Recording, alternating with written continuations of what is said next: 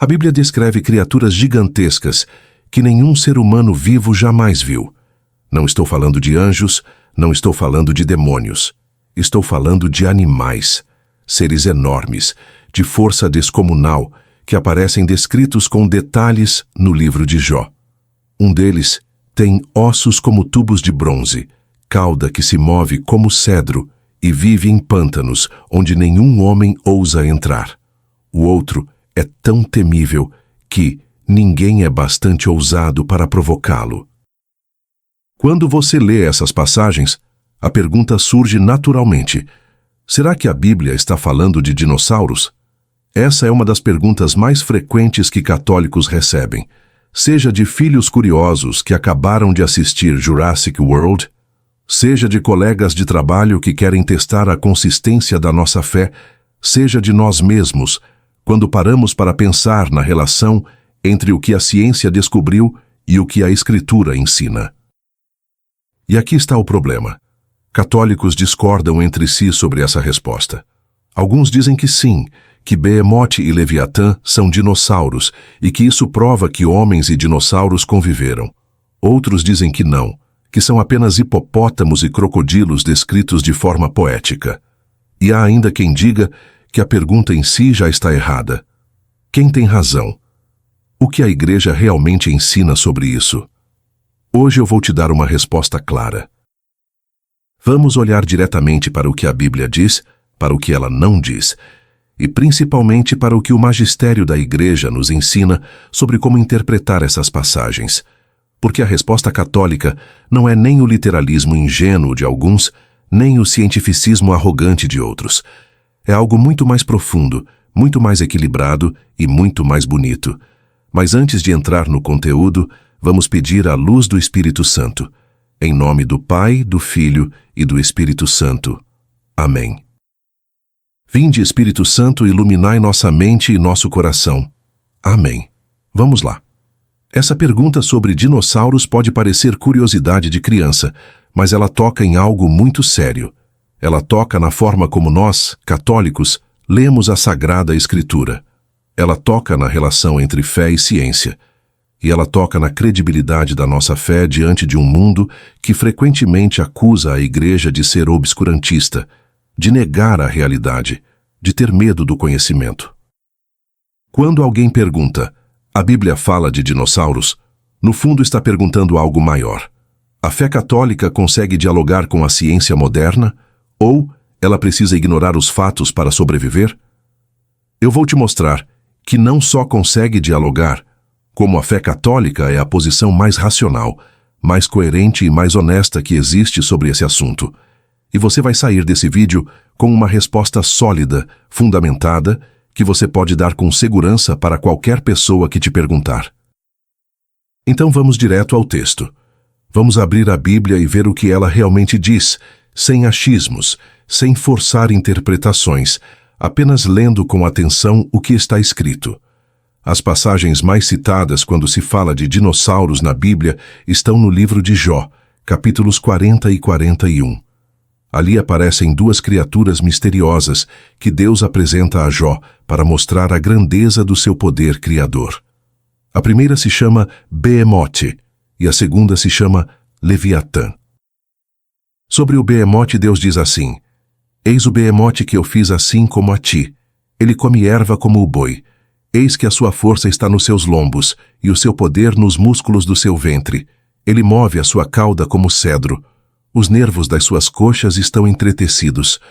Os seus ossos são como tubos de bronze, as suas costelas como barras de ferro. E continua descrevendo uma criatura que habita pântanos, que não se assusta com rios transbordando, que ninguém consegue capturar. Sobre o Leviatã, a descrição é ainda mais impressionante. Uma criatura marinha de escamas impenetráveis que cospe fogo e fumaça, cujo simples olhar aterroriza os mais valentes, e sobre quem Deus diz que na terra não há coisa que se lhe compare, pois foi feito para estar sem pavor. Quando você lê essas descrições, especialmente a do Behemoth, com sua cauda que se move como cedro e ossos como tubos de bronze, é fácil entender por que muitas pessoas pensam em dinossauros. A imagem que vem à mente é de um saurópode, daqueles pescoçudos gigantes que a gente vê nos documentários. Criaturas que realmente teriam ossos enormes e caudas poderosas. E há quem defenda, com sinceridade e boa vontade, que essas passagens são evidência de que os autores bíblicos conheciam dinossauros, o que implicaria que homens e dinossauros conviveram em algum momento da história. Mas aqui nós precisamos ter cuidado, porque essa não é a única leitura possível, e nem é a leitura que a tradição católica historicamente favoreceu. A interpretação mais comum entre os padres da Igreja e os comentaristas católicos ao longo dos séculos é que Behemoth se refere ao hipopótamo e Leviatã ao crocodilo, ou então que ambos são figuras simbólicas representando o poder do caos e do mal que só Deus pode vencer. Santo Tomás de Aquino, por exemplo, interpreta o Leviatã como símbolo do demônio em alguns contextos. Outros comentaristas veem nessas criaturas uma linguagem poética típica da literatura sapiencial, onde o objetivo não é descrever animais com precisão zoológica, mas expressar a transcendência e a majestade do Criador diante de quem toda criatura, por mais imponente que seja, é pequena. E aqui está o ponto decisivo, o ponto que separa a leitura católica de outras leituras. A pergunta certa não é: será que Behemoth é um dinossauro? Mas sim, qual é o gênero literário desse texto e o que ele pretende ensinar? Porque a Igreja Católica, desde sempre, ensina que para entender corretamente a Sagrada Escritura, é preciso levar em conta o gênero literário de cada livro. O Catecismo da Igreja Católica, nos parágrafos 115 a 119, explica isso com clareza. A Bíblia contém história, mas também contém poesia, profecia, parábolas, literatura sapiencial, apocalíptica. Cada gênero tem suas regras próprias de interpretação. Ler um salmo como se fosse um tratado científico é um erro. Ler o Apocalipse como se fosse reportagem jornalística é um erro. E ler o discurso de Deus a Jó como se fosse uma aula de zoologia também pode ser um erro, se ignorarmos que o texto tem uma intenção teológica muito específica. O livro de Jó não foi escrito para ensinar biologia. Foi escrito para ensinar que Deus é soberano, que seus caminhos estão acima dos nossos caminhos, e que a resposta para o mistério do sofrimento humano não está em explicações racionais completas, mas na confiança em um Deus que criou coisas grandiosas demais para nossa compreensão. Behemoth e Leviatã, sejam eles o que forem, servem a esse propósito. Eles mostram a Jó e a nós que existe uma grandeza na criação que escapa totalmente ao nosso controle e ao nosso entendimento. Isso significa que a Bíblia não fala de dinossauros? Não necessariamente. Significa que a Bíblia não tem a obrigação de falar de dinossauros, porque esse não é o seu propósito. A Sagrada Escritura foi escrita para nos ensinar as verdades necessárias à nossa salvação, não para nos dar um catálogo completo de todas as espécies que já existiram na Terra. E reconhecer isso não é diminuir a Bíblia, é respeitá-la pelo que ela realmente é. Então, se a Bíblia não foi escrita para ser um manual de ciências naturais, o que exatamente a Igreja ensina sobre a relação entre a fé e as descobertas científicas, como os dinossauros? Essa é uma das áreas onde a posição católica é mais sólida, mais coerente e mais intelectualmente honesta do que qualquer outra. E eu vou te mostrar isso com documentos oficiais do magistério, não com opinião pessoal. Em 1950, o Papa Pio XII publicou a encíclica Humani Generis, um documento importantíssimo que trata justamente da relação entre a fé católica e as ciências modernas. E sabe o que ele diz? Que não é proibido, em conformidade com o estado atual das ciências e da teologia, que se façam pesquisas e discussões sobre a doutrina da evolução. Leu bem? A Igreja nunca condenou o estudo da evolução. O que a Igreja condena é o evolucionismo materialista, aquele que diz que tudo surgiu por acaso, sem Deus, sem propósito, sem alma. Mas a ideia de que a vida se desenvolveu ao longo de milhões de anos, passando por formas diversas até chegar ao ser humano, Isso não contradiz a fé católica, desde que se reconheça que Deus é o autor de todo esse processo e que a alma humana é criada diretamente por Ele. Décadas depois, em 1998, o Papa São João Paulo II publicou a encíclica Fides et Ratio, que significa fé e razão. E logo no início, no prólogo, ele escreve uma frase que eu considero uma das mais belas da teologia católica moderna. Ele diz que a fé e a razão são como duas asas com as quais o espírito humano se eleva à contemplação da verdade. Duas asas. Não uma contra a outra, não uma substituindo a outra, mas duas asas que trabalham juntas para nos levar mais alto. A ciência estuda o como das coisas, a fé revela o porquê. A ciência descreve os mecanismos da natureza. A fé explica o sentido último da existência. E quando ambas são bem compreendidas, elas não se contradizem, porque a verdade é uma só, e Deus é o autor tanto da revelação quanto da natureza. Então, o que a ciência nos diz sobre os dinossauros? Ela nos diz que eles existiram, isso é fato. Não teoria, não especulação. Os fósseis estão aí, em museus do mundo inteiro, disponíveis para estudo. A datação desses fósseis, feita por métodos como a estratigrafia e a datação radiométrica, indica que os dinossauros viveram entre aproximadamente 230 milhões e 65 milhões de anos atrás, muito antes do aparecimento dos seres humanos na Terra. Isso significa que homens e dinossauros não conviveram, pelo menos não os grandes dinossauros que povoam nosso imaginário. O que temos hoje são descendentes distantes, como as aves, que, segundo a paleontologia moderna, evoluíram de dinossauros terópodes. E aqui vem a pergunta que muitos católicos fazem. Mas isso não contradiz o Gênesis? Não contradiz a criação em 6 dias? A resposta é não. E a razão é simples. A Igreja nunca ensinou que os dias do Gênesis devem ser interpretados como períodos de 24 horas. Isso já estava claro desde a patrística, desde os primeiros séculos do cristianismo.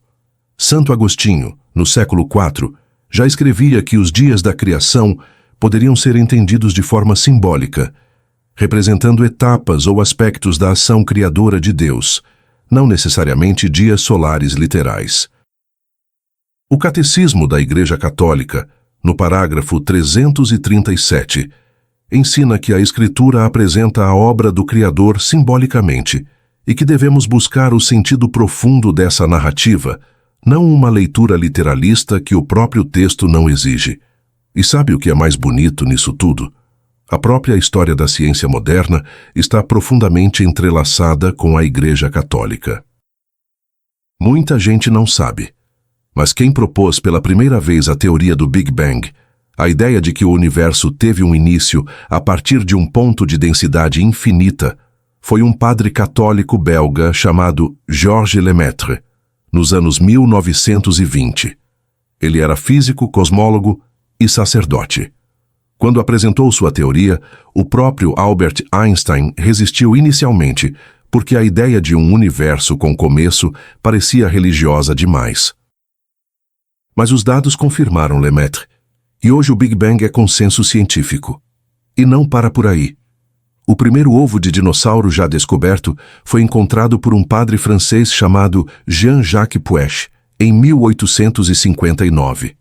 Ele era cônego, professor de teologia, e ao mesmo tempo um dos pioneiros da paleontologia e da arqueologia pré-histórica. Gregor Mendel, o pai da genética, aquele que descobriu as leis da hereditariedade estudando ervilhas, era um frade agostiniano. A lista continua. Padres, freiras, religiosos que dedicaram suas vidas ao estudo da natureza, porque entendiam que conhecer a criação é uma forma de conhecer o Criador. A Igreja Católica não é inimiga da ciência. Ela é, historicamente, uma das maiores promotoras do conhecimento científico que o mundo já viu. E quando você entende isso, a pergunta sobre dinossauros deixa de ser uma ameaça à fé e se torna um convite à contemplação. Milhões de anos de história, criaturas imensas que dominaram a Terra, ecossistemas inteiros que floresceram e desapareceram, E depois de tudo isso, Deus criou você. Criou você, à sua imagem e semelhança, com uma alma imortal, com um destino eterno. Isso não diminui a fé. Isso a engrandece. Agora que já vimos o que a Bíblia diz, o que ela não diz e o que a Igreja ensina, eu preciso te alertar sobre 2 erros muito comuns que você vai encontrar por aí. 2 extremos opostos que, cada um à sua maneira, distorcem a verdade e colocam o católico numa posição falsa. E eu quero que você saiba identificá-los e respondê-los com segurança. O primeiro erro é o literalismo bíblico. Essa é a posição de muitos protestantes fundamentalistas e, infelizmente, de alguns católicos que foram contaminados por esse modo de pensar. O literalista diz assim: se não está na Bíblia, não é verdade. E se a Bíblia diz, tem que ser ao pé da letra. Então, para o literalista, os dias da criação são obrigatoriamente dias de 24 horas. A Terra tem no máximo alguns milhares de anos, e os dinossauros ou nunca existiram, ou conviveram com Adão e Eva no Jardim do Éden. Alguns chegam a dizer que os fósseis foram colocados na Terra por Deus para testar a fé dos homens, ou que foram plantados pelo demônio para nos confundir. Outros tentam encaixar os dinossauros no Behemoth e no Leviatã, como vimos, forçando o texto a dizer o que ele não necessariamente diz. O problema dessa posição é que ela se baseia num princípio que não é católico. Esse princípio se chama sola scriptura e significa somente a Escritura. É a ideia de que toda a verdade necessária está contida apenas na Bíblia e que qualquer coisa fora dela é suspeita ou irrelevante.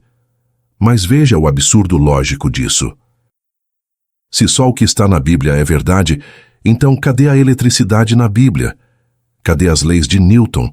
Cadê a penicilina, a cirurgia cardíaca, a tabela periódica? Nada disso está na Escritura, e nem por isso deixa de ser verdade. O critério da sola Escritura é autodestrutivo, porque a própria sola Escritura não está na Bíblia. Em lugar nenhum a Escritura diz que ela é a única fonte de verdade. Pelo contrário. São Paulo escreve aos Tessalonicenses, capítulo 2, versículo 15: guardai as tradições que vos foram ensinadas, seja por palavra, seja por carta. Tradições orais. A Bíblia não é a única fonte da revelação, e muito menos a única fonte de todo o conhecimento verdadeiro. Então o católico não precisa encontrar dinossauros na Bíblia para acreditar que eles existiram. A Bíblia não foi escrita para catalogar todas as espécies que já viveram na Terra. Ela foi escrita para nos ensinar o caminho da salvação. E reconhecer isso não é diminuir a Escritura, é respeitá-la pelo que ela realmente é. Mas existe um segundo erro, oposto ao primeiro, e igualmente perigoso. É o cientificismo ateu. Essa é a posição de quem olha para os fósseis, para os milhões de anos de história natural, para a evolução das espécies, e conclui: viu? Não precisa de Deus. Tudo se explica pela natureza. A ciência provou que a religião é superstição. Esse é o erro de gente como Richard Dawkins, como Sam Harris, como tantos outros que transformaram a ciência numa arma contra a fé. O problema dessa posição é que ela confunde o método científico com uma filosofia materialista. A ciência, enquanto método, estuda os fenômenos naturais, descreve regularidades, propõe explicações verificáveis. Isso é legítimo e bom. Mas a ciência, enquanto método, não tem competência para dizer se Deus existe ou não, se a vida tem sentido ou não, se existe alma ou não. Essas são questões filosóficas e teológicas que estão fora do alcance do laboratório. Quando um cientista diz, a ciência provou que Deus não existe, ele não está fazendo ciência, ele está fazendo filosofia ruim disfarçada de ciência. E mais, a existência de dinossauros não refuta a criação, ela demonstra a grandeza do Criador. Pensa comigo. Milhões de anos de história, ecossistemas inteiros surgindo e desaparecendo, criaturas de todos os tamanhos e formas, uma biodiversidade estonteante que a gente mal consegue imaginar. E tudo isso foi criado. Tudo isso foi querido por Deus. Cada espécie, cada era geológica, cada fóssil enterrado na rocha testemunha o poder e a sabedoria de um Criador que trabalha em escalas que ultrapassam completamente a nossa compreensão humana. Santo Tomás de Aquino já ensinava no século XIII que conhecer a criação é conhecer o Criador, porque as obras revelam o artista. Os dinossauros não são argumento contra Deus, são argumento a favor. Então qual é a posição católica? É o equilíbrio, nem o literalismo ingênuo que força a Bíblia a ser o que ela não é, nem o cientificismo arrogante que transforma a ciência no que ela não pode ser. A fé católica abraça a verdade onde quer que ela esteja, porque toda verdade vem de Deus. Se a ciência descobre algo verdadeiro sobre a natureza, isso não pode contradizer a revelação, porque Deus é autor de ambas. E se parece haver contradição, ou a ciência está errada, ou a nossa interpretação da Escritura está errada, ou ambos. Mas contradição real entre verdade e verdade é impossível. O Gênesis ensina que Deus criou. Isso é verdade de fé, inegociável, dogma. Mas o Gênesis não ensina todos os detalhes científicos de como Deus criou, porque esse não era seu objetivo. Quando você entende isso, a fé e a ciência deixam de ser inimigas e se tornam aliadas. Duas asas, como disse São João Paulo II, que juntas nos elevam à contemplação da verdade. Então, na prática, o que você faz com tudo isso que aprendeu hoje? Primeiro, não tenha medo de perguntas difíceis. Quando alguém vier te questionar sobre dinossauros, sobre a idade da Terra, sobre fósseis e evolução, não fuja, não mude de assunto, não finja que essas perguntas não existem. A fé católica não precisa de esconderijo. Ela é robusta o suficiente para enfrentar qualquer questionamento honesto, porque a verdade não teme o exame. Pelo contrário, quanto mais você examina a posição católica com seriedade, mais você descobre sua profundidade e sua coerência. Segundo, estude a fé com profundidade. Muitos católicos cresceram com uma catequese superficial, uma fé de criança que nunca amadureceu, e quando encontram perguntas de adulto, não sabem responder. Isso não é culpa deles, mas é responsabilidade deles corrigir. Leia o Catecismo da Igreja Católica, pelo menos os parágrafos sobre a criação e sobre a interpretação da Sagrada Escritura. Leia a Fides et Ratio, de São João Paulo II. Conheça a história da Igreja e sua relação com a ciência. Você vai descobrir um tesouro que talvez nunca tenha imaginado. Terceiro, quando alguém te questionar, responda com segurança e com caridade. Segurança porque você tem fundamento. Você tem 2000 anos de tradição. Você tem o magistério da Igreja. Você tem os maiores pensadores da história ocidental do seu lado.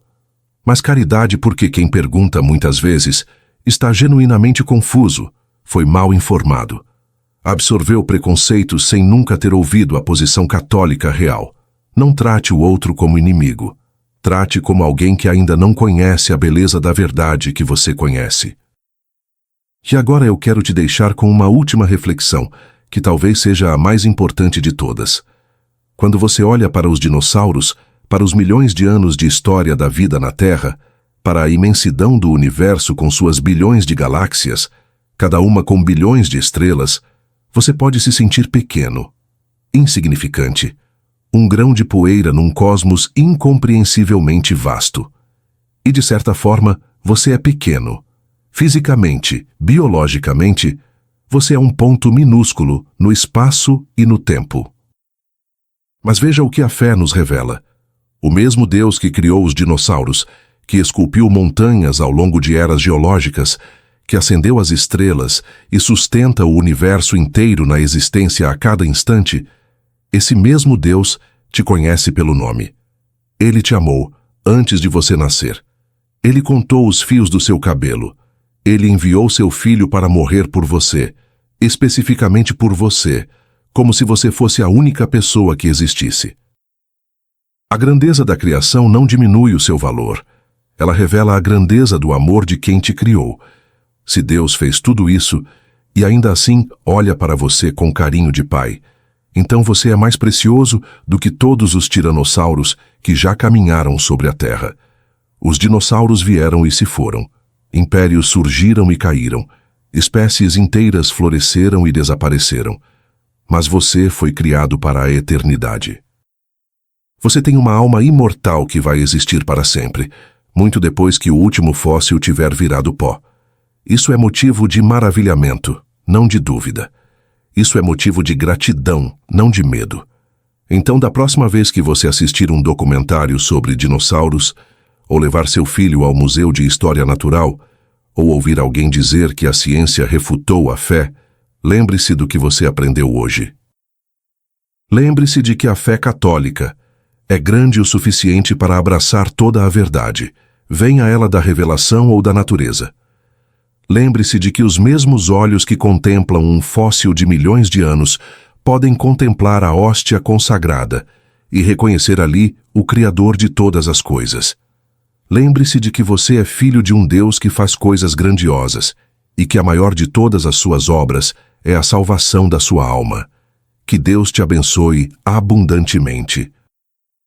Que Nossa Senhora, sede da sabedoria, interceda por você e ilumine a sua inteligência para conhecer sempre mais profundamente as maravilhas do Criador. A bênção de Deus Todo-Poderoso, Pai, Filho e Espírito Santo, desça sobre você e permaneça para sempre. Amém. Nos vemos no próximo vídeo. Fica com Deus.